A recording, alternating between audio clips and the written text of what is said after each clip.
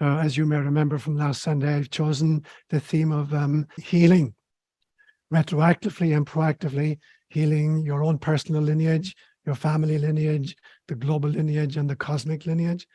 And so for the third reading, I chose the first genealogy we find in the Bible. It's in Genesis chapter 5, and I've truncated it because there's a paragraph for each of these characters, but I've shortened the reading a little bit. A genealogy from Adam to Noah. This is the written account of Adam's family line. When God created mankind, he made them in the likeness of God. He created them male and female and blessed them. And he named them mankind when they were created. When Adam had lived 130 years, he had a son in his own likeness, in his own image, and he named him Seth. When Seth had lived 105 years, he became the father of Enosh. When Enosh had lived 90 years, he became the father of Canaan. When Canaan had lived 70 years, he became the father of Mahalalel. When Mahalalel had lived 65 years, he became the father of Jared. When Jared had lived 162 years, he became the father of Enoch. When Enoch lived 65 years, he became the father of Methuselah. When Methuselah had lived 187 years, he became the father of Lamech. When Lamech had lived 182 years, he had a son. He named him Noah. After Noah was 500 years old, he became the father of Shem, Ham, and Japheth. These are words inspired by God. So in my family, I'm the eldest, firstborn of 6 kids, 3 boys, 3 girls. And after me comes my brother Seamus. And then comes my sister Deirdre. And Deirdre is one, in fact, who's made a whole bunch of my vestments, that one I'm wearing this morning. And then comes Ethna.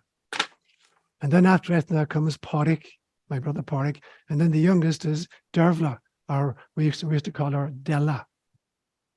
But Ethna died very tragically at age 43. She was living in Scotland at the time with her husband and 3 kids. And she suffered a brain aneurysm, and died after 2 days. So we went to Scotland. I flew from the States to Scotland, and we had a funeral service. And she was cremated. And we divided her ashes into 2 pieces, and we buried some of them in Scotland. And then we came home and we buried the rest with my grandparents in Cork. And at that stage, my little sister Dervla, whom we called Della, was living in a house in a place called Gould Street in Cork City. And there's a glass door on this. And shortly after Ethna died, Della had a dream. And in this dream, she's approaching her own home. And she sees through the glass window that the mailman has dropped a letter and it's on the floor inside. But somehow it's torn open and she can see the first line in it. And the first line said, "Hi, Della, this is Ethna. I'm really happy and I'm at the university." The university, of course, means literally the school of the cosmos. And although Della and the rest of us are devastated, it was an extraordinary sign just days after she had died that Ethna was really happy and she was at the university. She was studying in the school of the cosmos. And so today I want to continue what I started last Sunday, talking about healing the individual, your own personal history and previous incarnations. I want to talk about healing the family tree, healing the global family, and healing the cosmic family. So just a quick recap. Last Sunday, I talked about my idea of the near-death experience life review and the ability, with the assistance of a guide, to tweak any response I had made in that lifetime just ended and see what kind of a life would have been spun off if I had done A instead of B or said C instead of D. And then I unify that with my own notion of pareidolia, which is the ability to bring forth the potential of any situation and to create the actual version of it. And I believe that this idea of tweaking the past, and ushering in the future through our attention and intention, that it's capable of healing all levels, a personal level, a family level, a global level, and a cosmic level. Now, last week I focused on the personal one. And so this week I'm going to pick up on family healing and global healing and even cosmic healing. And if you were here last week, I gave a kind of a strange metaphor to talk about retrocausation, the ability to change the past in some way. And I gave the example of if you had a cup of tea, a lovely cup of tea with a tea bag in it, and you drank some of it and then put it on the countertop and went about your business and came back 10 minutes later to find that the tea had gone tepid. So you've got two choices. You can dump it out and get rid of the tea bag, or you can just add boiling water. And then the existing tea bag and the boiling water can radically change the taste of the beverage. So I want to just play around with that metaphor for a little bit. So this is really a stretch, but imagine the tea bag is a metaphor for the soul. And the boiling water is a metaphor for incarnation. And incarnation extracts the energy from the soul in the same way that the boiling water extracts the essence from the tea bag. And so in some senses, you can retroactively heal, not by undoing the past or unhappening what's occurred, but rather by adding something new to it. Now, to kind of play around with that a little bit more, incarnation actually gets us into a lot of hot water. But that's precisely how we're meant to harvest the soul and to guide our growth. And so in some senses, the tea bag is the soul, and we release its energy by adding boiling water. And sometimes boiling water can be very uncomfortable. The incarnation can feel really, really difficult. But that is how we extract the essence of the soul and grow in subsequent incarnations. So I want to pick up on that then and look at what does it mean to heal the family tree. So many years ago, I spent a lot of time actually creating my own family tree. I wrote letters to a whole bunch of parishes in Ireland and schools in Ireland, trying to reconstruct my own personal lineage. And then I did a diagram of it, an actual kind of a tree. And I realized that there were 4 different ways of interpreting this result. So you look at, all of the ancestors, and then myself. Now, if I had kids, which I don't have kids, there would be progeny coming after me. And so for the typical person who does have kids and maybe grandkids, there are 4 ways to look at that diagram. The first one is to say, oh, look at how all of these ancestors conspired to create me. I must be a really, really important person. And so everything has led to me. That's one version of looking at it. Another one is to look at it and say, oh, look at me. I'm the progenitor of all of these kids and grandkids and great-great-great-grandkids. So everything comes from me.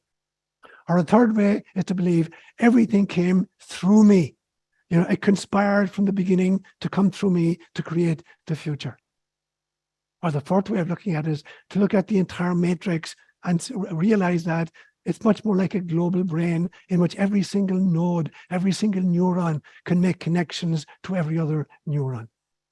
Now, if I revisit those 4 ways of doing it, there's a different kind of a hit, isn't it?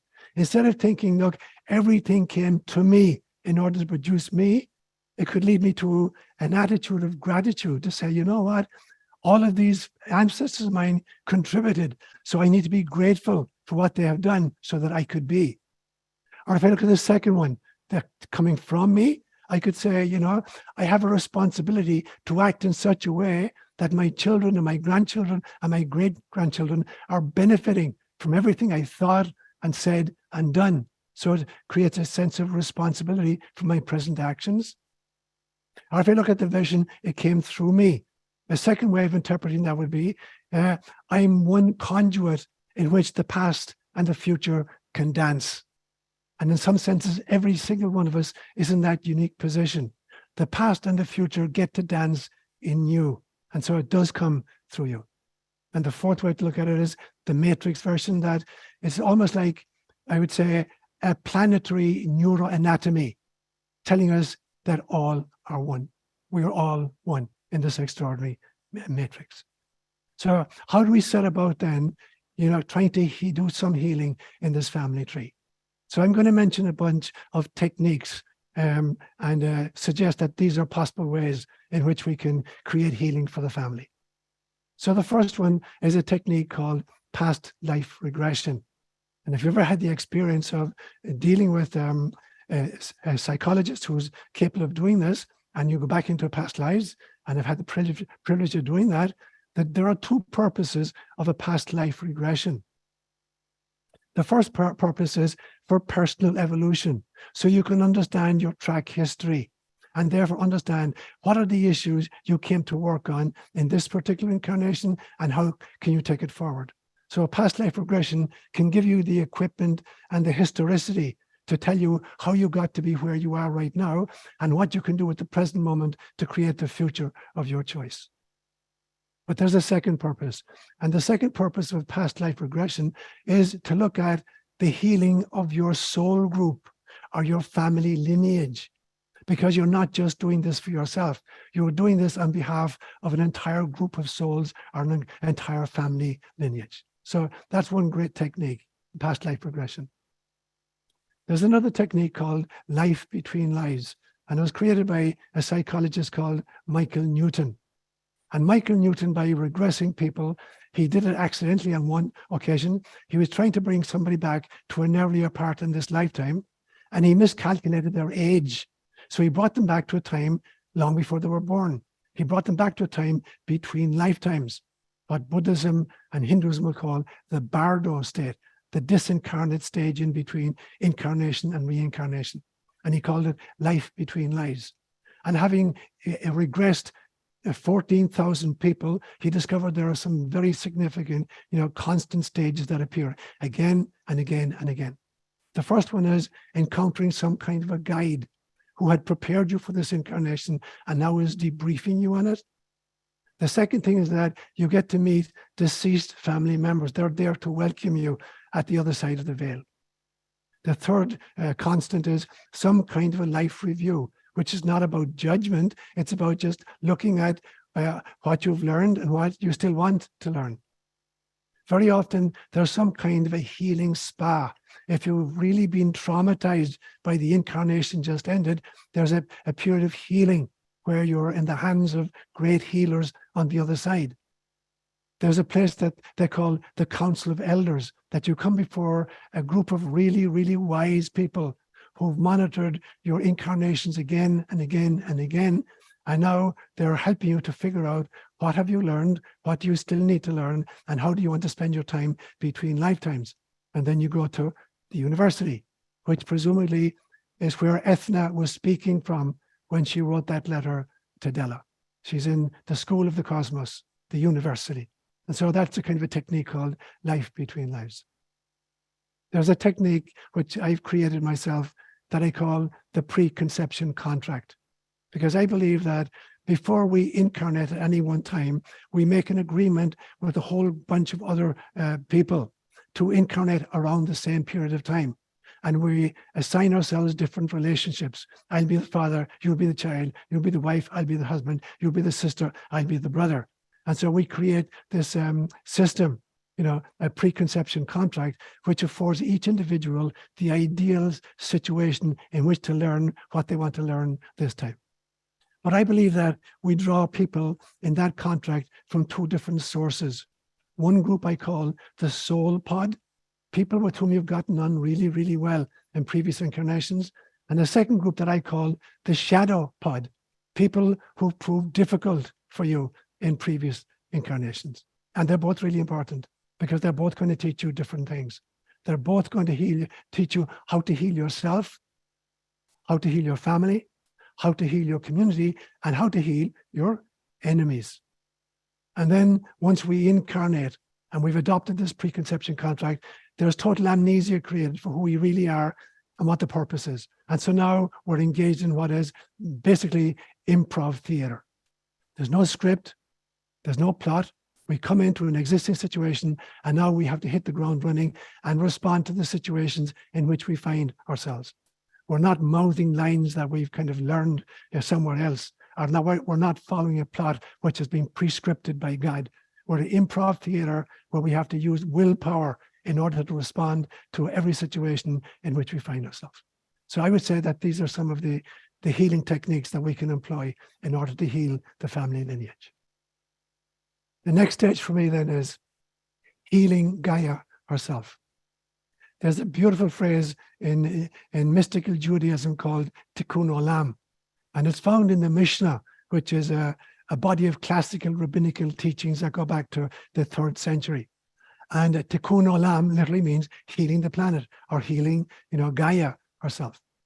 So what's some of the evidence that can actually be achieved? If you've ever studied research done by the Transcendental Meditation movement, they spent a lot of time trying to figure out what would happen if you got a bunch of meditators together in the same physical location, meditating for peace. And so they created a formula which suggests that if you could get the square root of 1% of the world's population in the same physical location for a period of time, meditating for world peace, it would happen. And strangely enough, the square root of 1% of the world population is far less than 10,000 people right now. So when they did this on 2 occasions, first in Iowa, in the Maharishi Institute, and the second time in Holland, at that stage, the world population was about 6.4 billion people. And the square root of 1% of 6.4 billion people is just 8,000 souls. And they brought them together on 2 occasions in Iowa and Holland, meditating together. And then they looked subsequently at reports in the world press of what is happening in violence throughout the world. And there was this extraordinary diminution of violence all over the world, as reported by the newspapers. So they weren't even kind of creating, their own results. They were just monitoring what the world press was saying about what was happening in our times. And so there's a possibility that even as in group meditation, that we can, very significantly impact the entire planet itself. I would claim, in fact, that every human being is a missionary. You are a missionary. You volunteered to incarnate here, and you volunteered to incarnate now. And when I think about that, what did you come to do? And I suggest that you came here with 4 purposes. The first purpose is you were providing experiences for God. Since God is just totally one, God cannot generate experiences on our own. It is only through this process of some kind of self-fracturing, the netzotzim of Judaism. There's some kind of breaking herself up into holographic fractals, that is the only way that God can actually generate experiences. So you are here now, firstly, to generate experiences for God.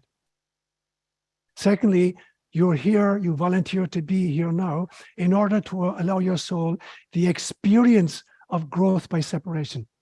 Not just read about it in the cosmic university, but actually experience what it's like to have to grow while feeling separate from source.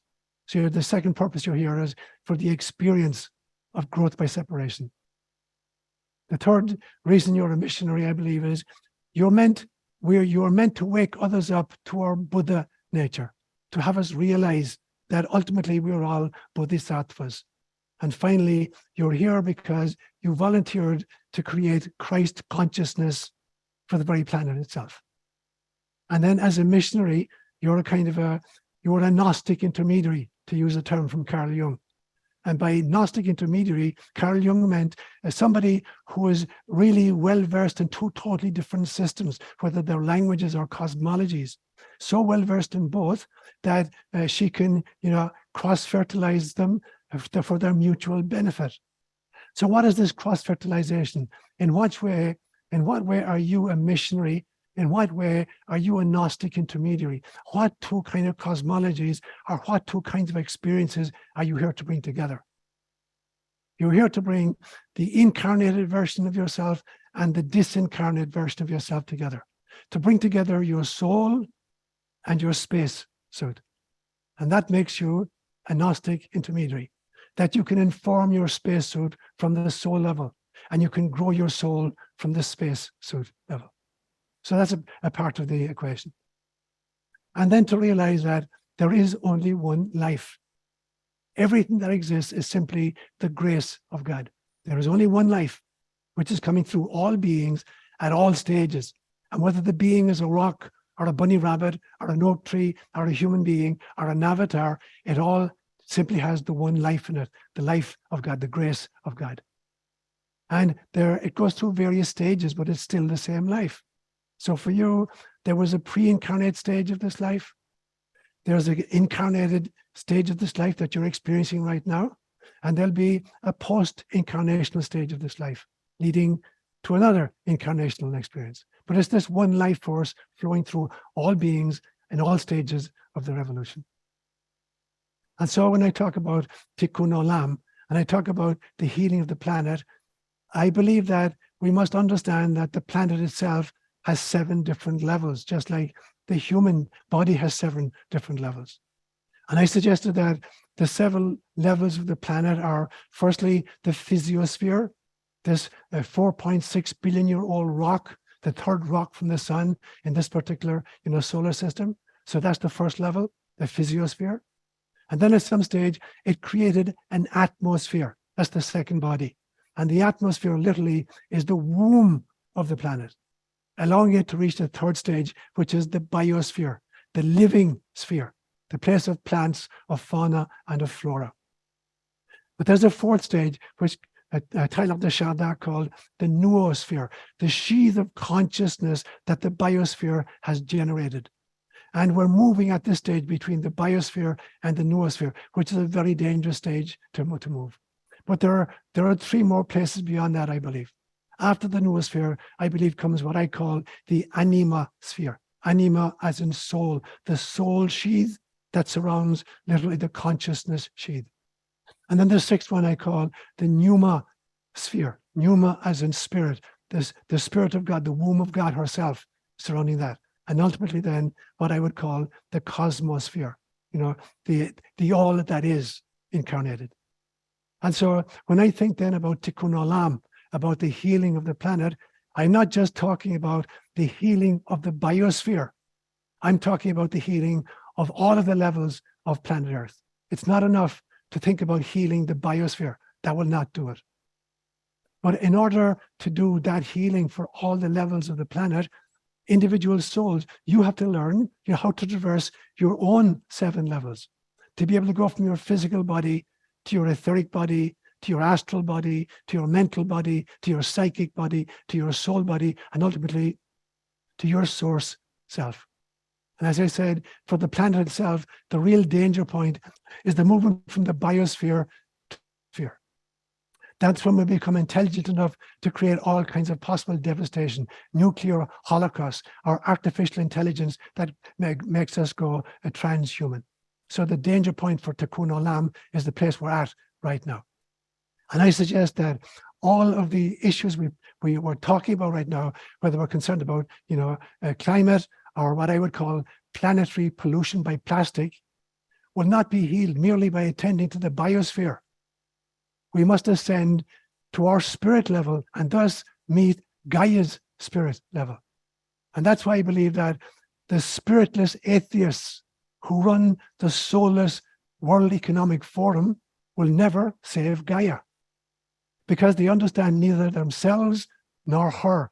They don't understand their source selves. They don't understand that they have souls, and they don't understand that the Gaia herself has a soul.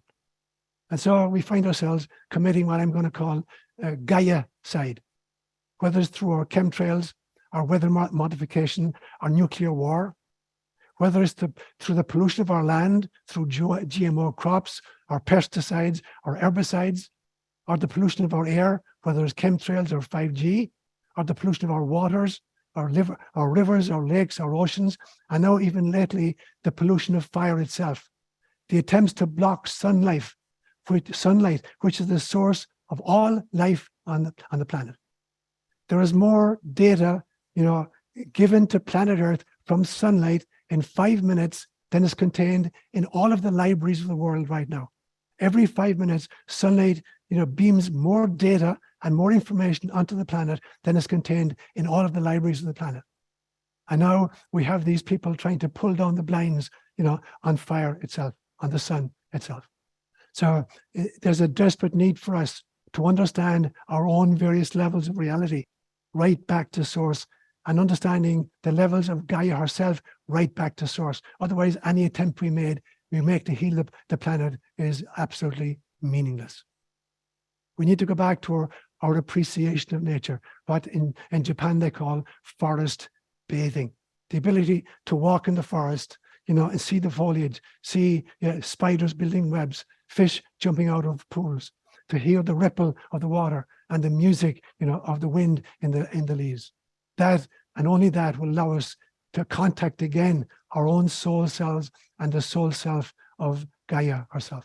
Otherwise, our efforts at Tikkun Olam are totally wasted. So I'm going to go finally then on to the notion of healing the cosmos itself. In January of 2006, I did a Life Between Lives session with a good friend of mine, Matt McKay, who's also a clinical psychologist. And he'd been trained in Michael Newton's work, Life Between Lives. And I wanted to kind of get back to the period between, being Seán in this lifetime and whoever I was in the previous lifetime. And it was an extraordinary, probably one of the most powerful mystical and spiritual experiences of my entire life. And Matt recorded it for me. So I have a 4-hour record of it. And then I came home and I wrote pieces about it.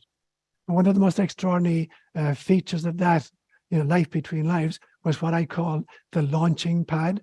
It is where souls were gathering in order to parachute into their next incarnations.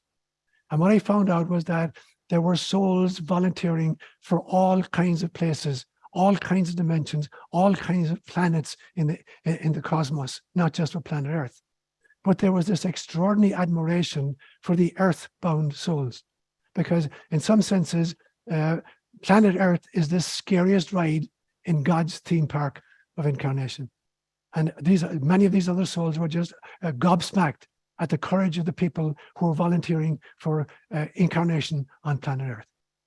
Because the truth is, there are beings in all dimensions, in all planets, in all galaxies, and in all forms who are attending this University of the Cosmos. And they're studying how to become missionaries.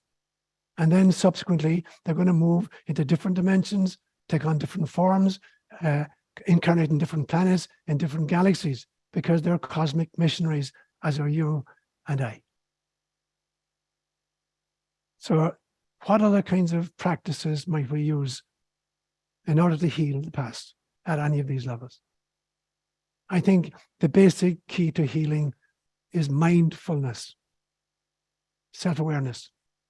But self-awareness is not the ego's fascination with the spacesuit, but rather the soul's identification with the source self. So mindfulness is about knowing who you really, really are. And then by attention, which is a kind of a divine self-awareness, and intention, which is a kind of cosmic compassion, you can beam this healing energy at every level, to the individual self, to your own family lineage, to planet Earth, and to the cosmos itself.